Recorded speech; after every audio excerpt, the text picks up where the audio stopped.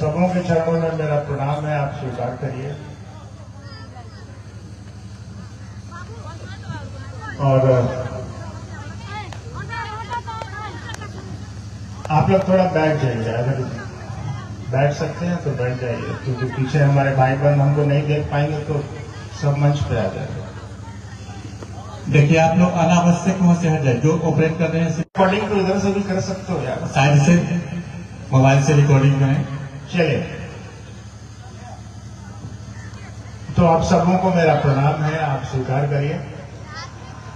थोड़ा इको को कम कर दीजिए। मेरी आवाज जा रही है पीछे तक? कोई हाथ उठा के बता दीजिए।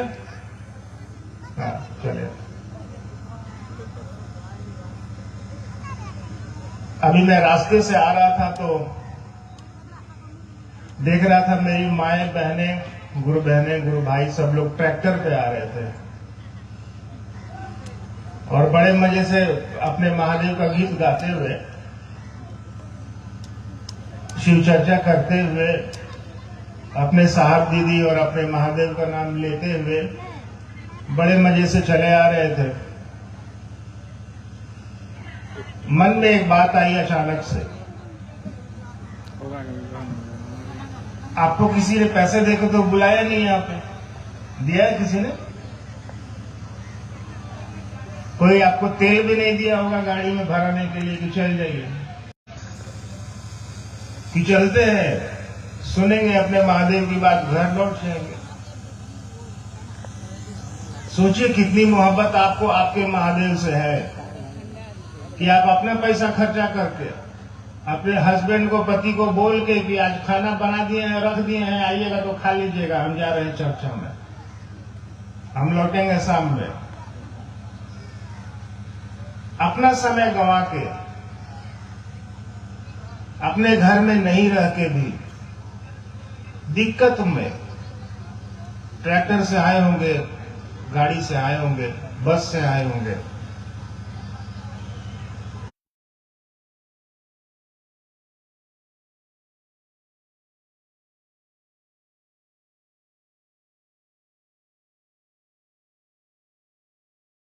देवता ही शिव हैं और जिस देश के राष्ट्रीय देवता शिव हो, उस देश के लोगों को शिव के बारे में समझाना तो मूर्खता है। हम आपको समझावेंगे कि आप हमको समझाइएगा। आपके तो राष्ट्रीय देवता ही शिव है। यहाँ तो पशुपतिनाथ स्वयं विराजमान है। पशुपतिनाथ मतलब कौन कौन गया है पशुपतिनाथ? आप लोग गए हैं? हाथ उठाइए जरा, देखो सभी लोग। चलिए,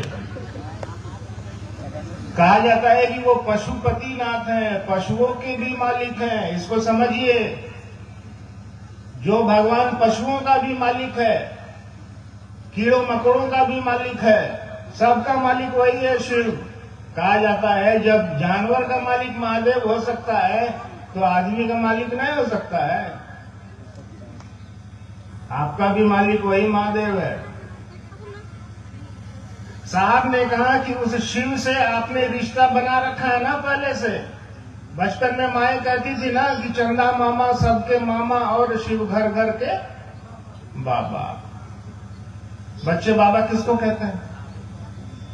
घर में देखिए आप अपने, सब बच्चा लोग दादाजी को बाबा बाबा बाबा बाबा करके पीछे दौड़ते रहता है। यानी बाबा मतलब जो पूरे परिवार को बड़ा स्नेह से, बड़ा प्रेम से लेके चलता है परिवार को। बाबा तो बच्चे उसी को कहते हैं। यानी एक रिश्ता हमने और आपने बाबा का पहले से बना रखा है। साहब ने कहा कि वो महादेव तो बाबा हैले है, उससे रिश्ता तो बनले है यार, उससे सब कुछ तो हम और आप मांगिए लेते हैं, धन संपत्ति, वैभव, संपदा, संतान, सुख, सब वो शिव दे देता है। ये सब लेने के बाद अगर हमको, हम और आप थोड़ा सा ज्ञान भी मांगने लीजिए महादेव से, क्या कि ज्ञानवान है, मांगिएगा ना तो यही सब चीज आपको बर्बाद कर देगा। रावण की कहानी सुने हैं ना हम लोग? रावण ने शिव से त्रैलोक्य की शक्ति ले ली। बहुत ताकतवर आदमी था रावण, बहुत पढ़ा लिखा, बहुत पंडित, सोने की लंका थी उसके पास, जैसा कहानियां कहती हैं, बहुत ताकतवर था। लेकिन कहाँ गलती हो गया रावण से? महादेव से उसने त्रैलोक्य की शक्ति तो ले ली, ताकत तो महादेव से मांग लिया, ताकतवा को चलाने का ज्ञान ही नहीं मांगा, मामला फंस गया। रावण का क्या असर हुआ ये तो आप भी जानते हैं, हम भी जानते हैं। इतना ताकत रहने के बावजूद भी ज्ञान नहीं होगा तो यही होगा। अरे बिजली का ज्ञान है आपको तब ना आप इससे रोशनी ले रहे हैं, माइक में डाल के आवाज ले रहे हैं, फ्रिज में डाल के ठंडापन ले रहे हैं, हीटर में डाल के गर्मी ले रहे हैं। ज्ञान है बिजली को कैसे इस्तेमाल करना है, तब है ना हम आपको बोलेंगे कि बिजली का तारवा को छुइए तो जरा छुइएगा, नहीं छुइएगा। काहे नहीं छुइएगा? आपको बुझाता है कि छुएंगे तो मारेंगे झटका, मर सकते हैं। ठीक वैसे ही शिव से सारा कुछ हम और आपको ले लेते हैं। थोड़ा सा ज्ञान भी मांग लीजिए, ज्ञान नहीं मांगिएगा तो मामला फंस जाएगा।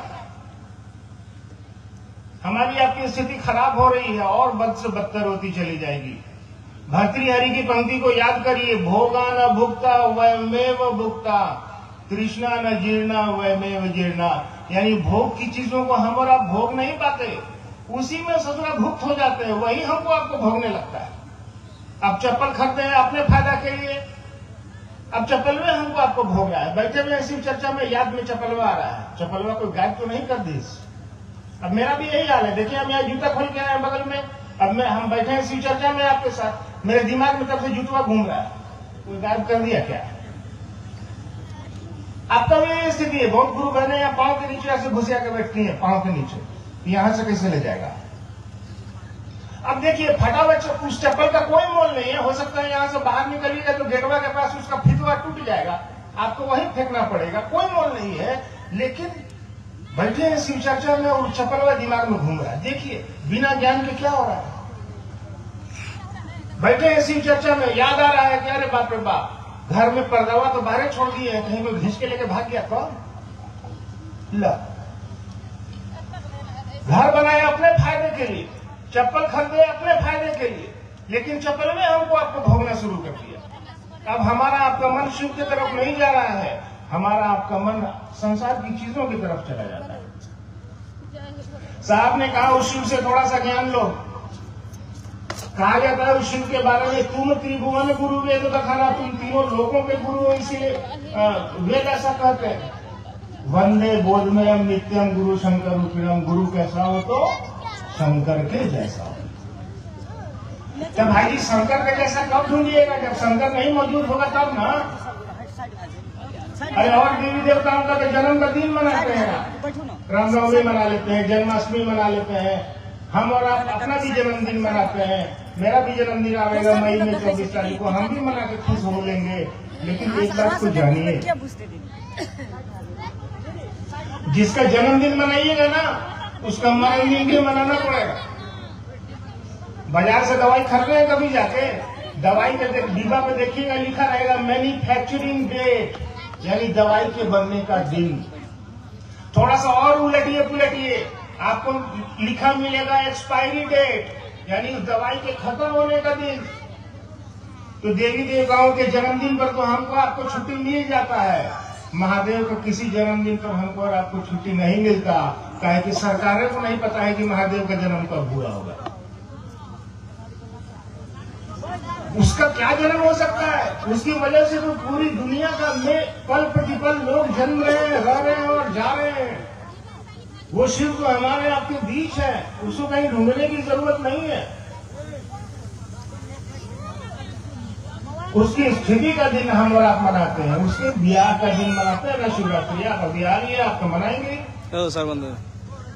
तो साहब ने कहा कि महादेव से थोड़ा सा ज्ञान लो यार। सब चीज को मांगिए ले तो थोड़ी सी बुद्धि भी मांग लो, थोड़ा सा ज्ञान भी मांग लो। ज्ञान मांग लो ना तो जीवन में थोड़ा आनंद हो जाएगा, थोड़ी परेशानियां, थोड़े दुख, थोड़े संतरास, थोड़ी हताशा तुम्हारी कम हो जाएगी। तो मांगने में क्या लगता है यार, महादेव से दया मांगो, दया में ज्ञान होता है। उन्होंने पहला सूत्र दिया कि हे शिव आप मेरे गुरु हैं, मैं आपका शिष्य हूं, उस शिष्य पर दया कर दीजिए। दूसरे काम में उन्होंने कहा कि अपने गुरु शिव की बात करो लोगों से, जो बेटा है उसको बताओ कि शिव मेरे गुरु हैं, आपके भी हो सकते हैं। तीसरे काम में उन्होंने कहा अपने गुरु शिव को प्रणाम कर लो। तो ये तो चलते फिरते किया जा सकता है ना। आप जैसे हैं वैसे रहिए, जो खाते हैं खाइए, जो करते हैं करिए, जिस रंग के कपड़े पहनते हैं पहनिए, जिसकी पूजा करते हैं करिए, लेकिन शिव को अपना गुरु बनाइए, क्योंकि वो जगत का गुरु है। जगत मतलब पूरी दुनिया का एक एक आदमी उनका शिष्य हो सकता है। शिष्य मतलब जो सीखना चाहता हो, शिष्य मतलब जो अनुशासित होने योग्य हो। तो शिष्य तो मन न बनेगा, कपड़ा तो बनेगा नहीं। साधु मन न बनेगा, गेरुआ रंग का कपड़ा पहनने से साधु थोड़ी हो जाइएगा। साधु व्यक्ति का मन बनता है। मन से अपने मन को उस शिव से जोड़ने की कोशिश करिए। मुश्किल है, मगर बहुत ज्यादा मुश्किल भी नहीं है, आसान है। 3 सूत्र को करिए, मुश्किलें आसान हो जाती हैं। जब फुर्सत मिले, 3 काम साहब ने दिया है, करिए। आज करोड़ों लोग शिव के शिष्य हैं कि नहीं? अपने जीवन से कष्ट और दुख मिटा रहे हैं कि नहीं मिटा रहे हैं? तो हम लोग महादेव के सौतेले थोड़ी हैं, हम लोग भी उस शिव के अपने हैं। हम लोग भी 3 सूत्रों को करेंगे, अपने गुरु शिव को याद करेंगे, लोगों को अपने गुरु शिव से जोड़ेंगे, अपने गुरु शिव को प्रणाम करेंगे। तो इतना आसान है, चलते फिरते करिए। और आप तो खुशकिस्मत है कि आप नेपाल के वासी हैं, इस देश के वासी हैं, ये पशुपतिनाथ की धरती है। आपको तो बहुत आसान है काम करना। लोगों को अपने गुरु शिव से जोड़िए। चलिए, वक्त भी हो रहा है, कुछ सवाल आपने भेजे होंगे तो हम लोग उत्तर ढूंढते हैं उसके। कुछ बहुत सारे जिज्ञासाएं हैं, उसमें से कुछ जिज्ञासा हम लोग देखते हैं। एक गुरु भाई ने लिखा है कि भगवान शिव और गुरु शिव में क्या अंतर है?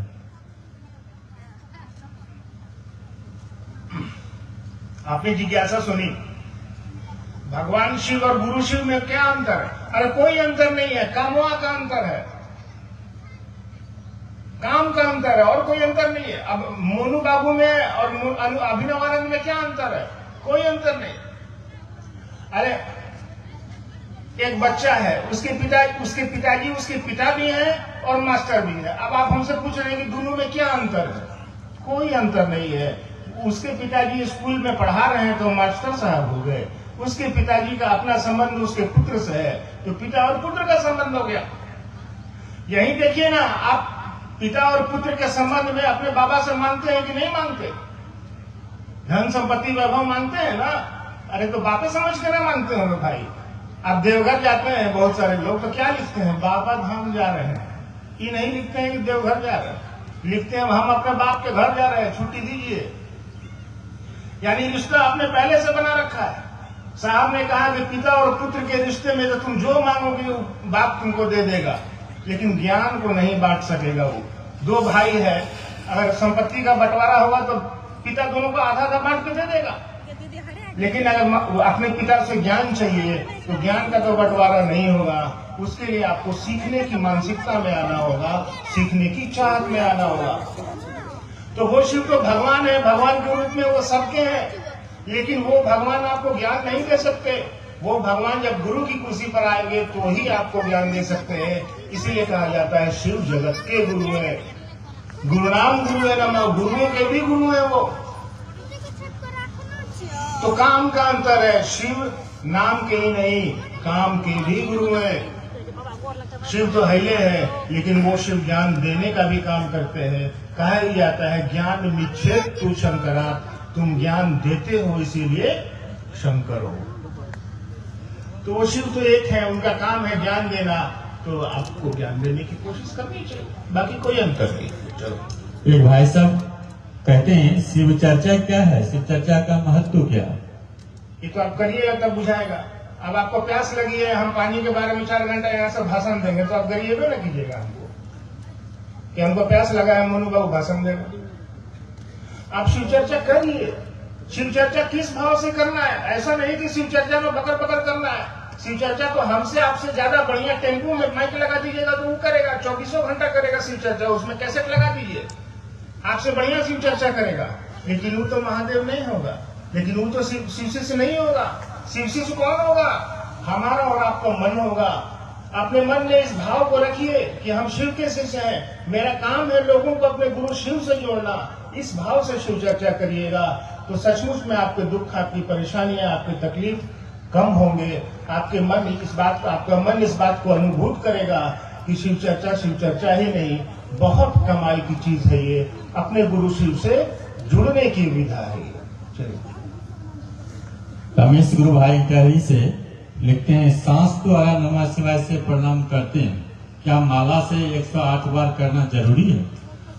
यार अब देखिए, अब आपको जागतिक कष्ट है तो एक आध माला करना चाहिए। कुछ भी साहब ने शिक्षानुभूति में भी लिखा है, एक माला, एक दिवारात्रि में, एक दिन या रात में जब भी आपको फुर्सत मिले, अगर फुर्सत मिलती है तो एक माला आपको करना चाहिए। वैसे अगर नहीं मिलती है तो आप श्वास पर श्वास भी प्रणाम कर सकते हैं। श्वास पर श्वास प्रणाम कैसे करना है, सोचना है इस बात को। श्वास की दो ही स्थितियां है ना, एक अंदर जाएगी, एक बाहर आएगी। तो जो अंदर जा रही है, जब आप आराम कर रहे हैं या लेटे हुए हैं, तो सोचिए कि नमः अंदर जा रहा है, शिवाय बाहर आ रहा है। सांसों की माला सबसे अच्छी माला इसलिए कही जाती है कि कोई आपको इसमें कुछ करने की जरूरत नहीं है कि माला घुमाना है, मन ही मन इस बात को सोचना है कि नमः अंदर जा रहा है, सामान्य गति पर। अब किसी आदमी को यहाँ से 4 किलोमीटर दौड़ा दीजिए, हाथ में लगेगा करने, अब उसको कहिए कि नमः शिवाय करो, बाकी नमः नहीं कर पाएगा। तो सांसों की सामान्य गति, जब सामान्य गति है, जब आप सोने जा रहे हैं या बैठे हुए हैं एकदम सामान्य रूप से, तो इस बात को सोचिए कि नमः अंदर जा रहा है, शिवाय बाहर आ रहा है। श्वास पर श्वास आप प्रणाम कर सकते हैं, कोई दिक्कत नहीं। सांसों की माला पर सिमरू में पी करना। अब जिसके पास हाथ नहीं है वो माला कैसे करेगा भाई जी? नहीं कर पाएगा। अब मैं अपने दाहिने हाथ से लिख नहीं पाता हूँ, मुझे चोट है दाहिने हाथ में। अब आप हमको कहिएगा माला करने के लिए, तो हम दाहिने हाथ से माला कर ही नहीं पाएंगे। मैं तो दाहिने हाथ से खा भी नहीं पाता। ये गुरु भाई पूछते हैं, अध्यात्म और धर्म में क्या संबंध है? अभी तो गुरु भाई बोलिए रहे। एक बात समझिए, आपका धर्म ही है आध्यात्मिक होना। आप सवाल को उल्टा पूछ रहे हैं। आपका धर्म ही है आध्यात्मिक होना। आपका धर्म ही है कि उस शिव ने आपको भेजा है तो आपको शिव की तरफ चलना है। वो तो हमारे आपके पास बुद्धि है तो हम और आप जगत की तरफ चलने लगते हैं। अपनी चीजों में अध्यात्म को शामिल करिए, अपनी चीजों में उस शिव को शामिल करिए, अपनी चीजों में अपने दैनिक जीवन में सार के दिए हुए 3 सूत्रों को शामिल करिए। आप धीरे धीरे आध्यात्मिक हो जाएंगे। आध्यात्मिक होना मतलब क्या होना? इस बात को जानना कि इस धरती पर जो आए हैं ना हम और आप, काहे के लिए आए हैं भाई? क्या करने के लिए आए हैं हम और आप? खाली आए हैं धरती पर रहने, खाने और चले जाने के लिए। इतना तो कुत्ता भी करता है और उतना मोनू बाबू भी करते हैं। कुत्ता भी धरती पर आता है, पैदा होता है, रहता है, रोटी खाता है और चला जाता है। मोनू बाबू भी तो यही काम कर रहे हैं, आए हैं, रहे हैं, रोटी खाएंगे या चल जाएंगे। तब फिर आदमी में, मोनू बाबू में और कुत्ता में फर्क क्या रहा? अरे भाई, हम और वो शिव की तरफ नहीं चल सकता, हम और आप शिव की तरफ चल सकते हैं। उस शिव ने इतना सौभाग्य हमको और आपको दिया है। धन भाग मानुष तन पावा, ये जो मनुष्य का तन है, बहुत कुछ बढ़िया किया है आपने पिछले जन्म में, तब आपको मिला है। तो इसका सदुपयोग करिए। अपने इस मन को, अपने इस तन को शिव की तरफ ले चलने की कोशिश करिए। तन का तो छोड़ दीजिए, तन तो जाएगा ही नहीं। हमारा और आपका शरीर तो मंदिरों में चला जाता है। मंदिर में जाइए जरूर, लेकिन अपने मन को उस मंदिर में लेकर जाइए। सिर्फ शरीर को ले जाने से कुछ नहीं होगा। अपने मन को उस शिव से जोड़ने की कोशिश करिए। अपने मन में उन 3 सूत्रों की उतारने की कोशिश करिए। धीरे धीरे आपका मन आध्यात्मिक हो जाएगा। आप आध्यात्मिक होइएगा तो आपके अगल बगल के लोग आध्यात्मिक हो जाएंगे। समाज से समष्टि, समष्टि मतलब दुनिया, समाज धीरे धीरे आध्यात्मिक होगा, दुनिया आध्यात्मिक हो जाएगी, बहुत खूबसूरत हो जाएगी। और हम और आप तो पैदाइशी खूबसूरत लोग हैं, पैदाइशी अच्छे लोग हैं। हम और आप पैदाइशी बुद्ध हैं, लेकिन हमको और आपको शिव के शरण में चलना होगा। एकमात्र यही उपाय है। तो चलिए ना शिव की तरफ, क्या लगता है? साहब ने तो कहा कि आओ चलें शिव की ओर। शिव की ओर शरीर तो जाएगा नहीं, अपने मन को शिव की तरफ ले चलने की कोशिश करिए। 3 सूत्रों को करिए, बहुत अच्छी चीजें हैं ये। काम नहीं चाहता कि हमारी आपकी परेशानी कुछ कम हो जाए। सर्व चिंता परित्यज्यम दिन में कम परीक्षा। सारी चिंताओं को छोड़िए, परीक्षा करिए एक दिन अपने गुरु की कि हम कष्ट में हैं सरकार, थोड़ी दया कर दीजिए हम पर। थोड़ी दया न करिएगा और करके देखिए। अपने गुरु शिव से दया की याचना करके देखिए, दया होती है, आपके कष्ट दूर होते हैं। तबे ना आज साहब ने शुरू किया था इसको वर्षों पहले, और आज करोड़ों लोग देश और विदेश में शिव के शिष्य होते चले जा रहे हैं।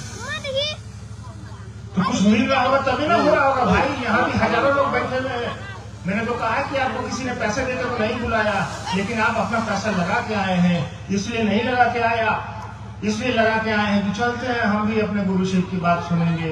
अरे गोड़वा तो दर्द सबका करता है, मेरा भी घुटना दर्द कर रहा था अभी हम बैठे हुए थे घर में तो, लेकिन मन सोचा कि यार महादेव का बात सुनेंगे, महादेव का बात करेंगे तो थोड़ा हो सकता है दर्द कम हो जाए। कहे कि दर्द तो मने ना बुझता है भाई, यहाँ दर्द हो रहा है।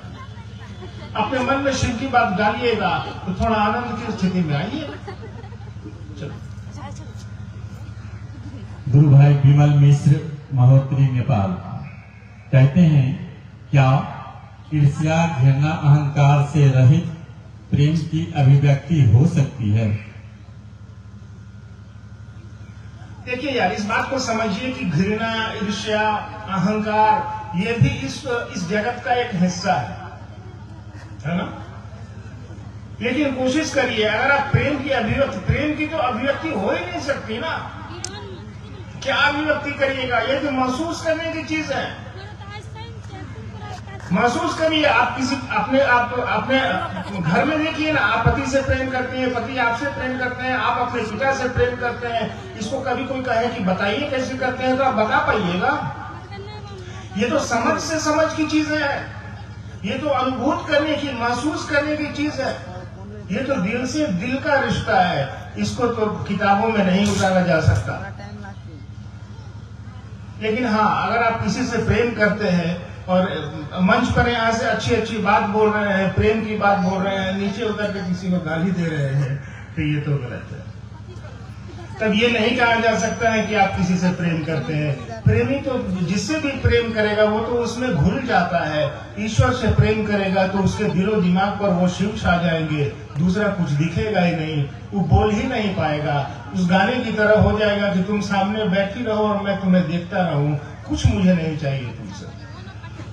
प्रेम में तो अपना चीज दिया जाता है, प्रेम में तो सुख दिया जाता है, अगला का दुख लिया जाता है। मेरे सुख सब तेरे और तेरे दुख सब मेरे। तो आप प्रेम करते हैं, लेकिन अभिव्यक्ति अगर घृणा की कर रहे हैं तो आप प्रेम नहीं कर रहे हैं, आप व्यापार कर रहे हैं। ये गुरु भाई लिखते हैं, शिव गुरु की दया ही शिष्य जीवन का आधार है, कैसे? हाँ बिल्कुल, साहब ने पहले सूत्र में कहा है कि हे शिव, आप मेरे गुरु है, मुझ शिष्य पर दया करिए। अरे दया से ही ना पूरी सृष्टि चल रही है भाई साहब। आपका मन भी इस बात को जिस दिन समझ जाएगा कि सचमुच में महादेव की दया होती है, सचमुच में महादेव की दया से ही ये पलकें झुक रही हैं, उठ रही हैं, ये सांसें चल रही हैं, आ रही हैं, जा रही हैं, सब चीज का पूरी सृष्टि का तो आधार दया ही है। शिष्य का भी आधार दया है। दया में क्या करेंगे हम और आप? यही ना मन ही मन कहते हैं कि सरकार हमसे तो कुछ नहीं कर पाएंगे, हम आपके लिए दया कर दीजिए। हम निरीह हैं। वो पुरानी कहावत है ना कि जा तो कह दो उस खुदा से, मुझसे अब और उतरा और चढ़ा नहीं जाता, आके रास्ते से खुद उठा ले मुझको, अब हमसे कुछ नहीं हो रहा है। उस शिव से दया की याचना इसलिए की जाती है कि सरकार हम आपके लिए क्या कर सकते हैं, हम पर दया करिए। किसी को फांसी हो जाती है तो महामहिम राष्ट्रपति के यहाँ अपील करता है कि सरकार हम तो अपराध करवे किए, लेकिन हमको माफ कर दीजिए, हम पर दया कर दीजिए। तो उसकी दया तो शिष्य का ही नहीं, दुनिया के प्रत्येक जीवन का, दुनिया के प्रत्येक व्यक्ति का आधार है। शिष्यों का आधार तो है ही है। चलिए, गुरु भाई कहते हैं कि कंगन क्या है? कंगन पहनने से क्या फायदा है? तो पहनिएगा तो बुझाएगा। आप हमसे पूछ रहे हैं मिठाई क्या है, मिठाई खाने से क्या होता है, ये हम आपको कैसे बता लो? हम खाए, हम बुझ रहे हैं, आप भी पहनिए, आप बुझिएगा, क्या दिक्कत है? और रुद्राक्ष ना है भाई, कोई खराब चीज तो है नहीं, कोई जूते का माला तो आपको कर नहीं रहा है पहनने। रुद्राक्ष आध्यात्मिक सुख तरंगों का वाहक है, लकड़ी है, शिव के प्रतीक के रूप में जाना जाता है, तो पहनना चाहिए आपको। इसके बहुत सारे लाभ है, इसके बहुत सारे फायदे हैं, पहनिए। हम और आप तो भुला के जा रहे थे, महादेव को गुरु मान लिए, कंगन भी पहन लिए। हम और आप भुला के जा रहे थे, भुला गए इस बात को कि महादेव को गुरु माने, चर्चा करना है। दूसरा सूत्र में पत्नी बोली है टमाटर लेके आइएगा, 3 दिन से बोल रहे हैं आपको टमाटर, टमाटर आप ला नहीं रहे हैं। और बार बार भूल जा रहे हैं। जा रहे थे बाजार, एक आदमी आपको देखा, है भाई जी ये क्या पहने हुए हैं? आप तो टमाटर की याद में जा रहे थे कि आज नहीं लाएंगे तो बीवी से बड़ी गाली सुनेंगे, लेकिन वो आदमी आपको आपके गुरु का याद दिला दिया ना। अनचोके में आपको भुला के जा रहे थे, अनचोके में वो आदमी आपसे पुण्य करवा दिया, अनचोके में वो आदमी आपसे दूसरा सूत्र करवा दिया। आप चर्चा करने लगे उससे, आप उसको अपने गुरु शिव से जोड़ने लगे, तो सोचिए ये कंगनवा कितना काम करता है। बहुत काम करता है। जब आप चलेंगे, जब आप पहनेंगे तो और भी बहुत सारे इसके लाभ हैं, आप समझेंगे। एक अंतिम जिज्ञासा है, प्रारब्ध क्या है? कृपया सरल भाषा में समझाने का प्रयास किया जाए। कुछ नहीं है, उस सब चीज पे ध्यान मत दो। प्रारब्ध, कर्म फल, ये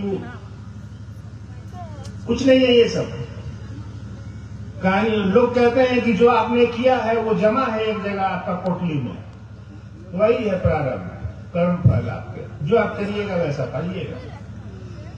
इन चीजों पर मत ध्यान दीजिए, फंस जाइएगा झूठे शब्दों के माया जाल में फंस के क्या कीजिएगा। हम भी मंच पर से बैठ के आपको 74 गो श्लोक सुना देंगे, आप यहाँ से घर जाइएगा ना तो कहिएगा बात मोनुआ वो का बकर बकर करके बुझेबे नहीं किया। तो ये सब चक्करों में ना पड़ो यार। प्रारब्ध कर्म साहब की बातों को याद रखो। 3 काम को करना है। अपने गुरु शिव से दया मांगिए मन ही मन, अपने गुरु की चर्चा करिए और नमः शिवाय से अपने गुरु शिव को प्रणाम कर लीजिए। इतना ही काफी है। मैं आपसे वादा करता हूँ कि ईमानदारी से किया गया प्रयास, ईमानदारी से किए गए ये 3 सूत्र आपको प्रारब्ध क्या, आपको इस प्रारब्धों के जाल से मुक्त कर देंगे, आपको उस शिव से जोड़ देंगे। आपके सारे कर्म फल जो भी है संचित हैं या आपने अर्जित किए हैं वो धीरे धीरे सभी समाप्त हो जाएंगे और आपको आपकी स्थिति आपका बड़ा खूबसूरत हो जाएगा। हम और आप परेशानियों से थोड़ा मुक्त हो जाएंगे और हमारे और आपके जीवन में भी खुशियाँ आएंगी। साहब की बातों को याद करिए, साहब दीदी का साथ मत छोड़िए। उन्होंने हमारे और आपके दिलों में शिव को बिठाया है लाके। एहसानमंद रहिए साहब दीदी के प्रति। एहसान आध्यात्मिकता में बहुत जरूरी है, कृतज्ञता आध्यात्मिकता में बहुत जरूरी है। आप कृतज्ञ होइए, आप इस बात का एहसान मानिए कि उन्होंने आपके जीवन में शिव को लाके रख दिया। आप सचमुच में हमारे आपके जीवन में कमल खिल जाएंगे, परेशानियां खत्म हो जाएगी। तो आप लोगों को महादेव को गुरु मानने में कोई दिक्कत हो तो फिर से पूछ रहा हूँ, कोई दिक्कत है बताइए? नहीं। और कोई सवाल है? मैं जान रहा हूँ मन संचालक मुझे बहला रहे हैं। नहीं सर, सवाल सब इतना है मैं देख रहा हूँ, लेकिन फिर भी आपको घर जाना है, आप घर जाइए और आपकी संख्या को धीरे धीरे आराम से, जिस भी गाड़ी से आप आए हैं अपने ड्राइवर को बोल दीजिए, बड़े आराम से इत्मीनान से महादेव की बात, महादेव के भजन गाते हुए जाइए। अपने घर में अपने महादेव को लेके जाइए, अपने महादेव को दूसरों को बांटिए। आप सबों के चरणों में मेरा प्रणाम है, आप स्वीकार कीजिए। चलिए अभी मैं हूँ 5 मिनट, आभार एवं समापन होगा, यहाँ के लोग करेंगे, आप सुनिए उसके बाद जाइए।